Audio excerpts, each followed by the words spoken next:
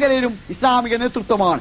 ആരാധനാപരമായ ചില കാര്യങ്ങളിൽ ഇസ്ലാമിക നേതൃത്വത്തെ അംഗീകരിക്കുകയും ബാക്കി ജീവിതത്തിന്റെ സുപ്രധാനമായ കാര്യങ്ങളിൽ, രാഷ്ട്രീയ ഭരണ മേഖലകളിൽ, സാമൂഹ്യ സാമ്പത്തിക സാംസ്കാരിക രംഗങ്ങളിൽ അനിസ്ലാമികമായ ജാഹിലീയമായ നേതൃത്വത്തെ, മുശ്രിക്കുകളുടെ, ദൈവനിഷേധികളുടെ, മതവിരുദ്ധരുടെ, അതുപോലെ തന്നെ ധിക്കാരികളുടെ, അഴിമതിക്കാരുടെ നേതൃത്വം അംഗീകരിക്കുകയും ചെയ്യുക എന്നത് ഒരു ഇസ്ലാമിക സമൂഹത്തിന് ചേർന്നതല്ല. അത് ഇസ്ലാമിക സമൂഹത്തിന് അന്യമാണ്, അചിന്യമാണ്. സഹോദരങ്ങളെ, ചോദ്യം നിങ്ങൾ തന്നെ കേട്ടല്ലോ. നേർക്ക് നേരെ ചോദിക്കണമെന്ന് പ്രവാചകന്റെ സഹാബത്ത് പ്രവാചകന്റെ പള്ളിയിലെത്തിയാൽ ഒരു നേതൃത്വവും, പള്ളിക്ക് പുറത്തിറങ്ങിയാൽ അബൂജഹലിന്റെ നേതൃത്വവും സ്വീകരിച്ചിരുന്നോ? ഉണ്ടോ? ഇതെന്തിനാ മുജാഹിദുകളോടും അല്ലെങ്കിൽ ജമാഅത്തുകാരല്ലാത്തവരോടൊക്കെ ചോദിച്ചത്? എന്തിനാ ചോദിച്ചത്? ചോദിച്ച മറ്റൊന്നിനല്ല. കാരണം എന്താ?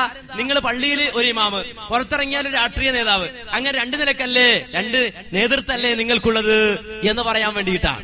പക്ഷേ ഈ ചോദ്യം ചോദിച്ച ജമാഅത്തെ ഇസ്ലാമിക്കാരൻ ആത്മാർത്ഥതയോടെയാണോ ഈ ചോദ്യം ചോദിച്ചത്? ആ ചോദ്യത്തിന്റെ സത്യസന്ധത നിർത്താൻ ജമാഅത്തുകാർക്ക് സാധിച്ചോ? ഇല്ല. കാരണം എന്താ? ജമാഅത്തെ ഇസ്ലാമി കുറെ കാലം ജമാഅത്തെ ഇസ്ലാമി എന്ന പേരിൽ മുന്നോട്ട് പോയി. അവസാനം അത് ക്ലച്ച് പിടിക്കുന്നില്ല എന്ന് കണ്ടപ്പോ അതിനൊരു യുവജന വിഭാഗം ഉണ്ടാക്കി.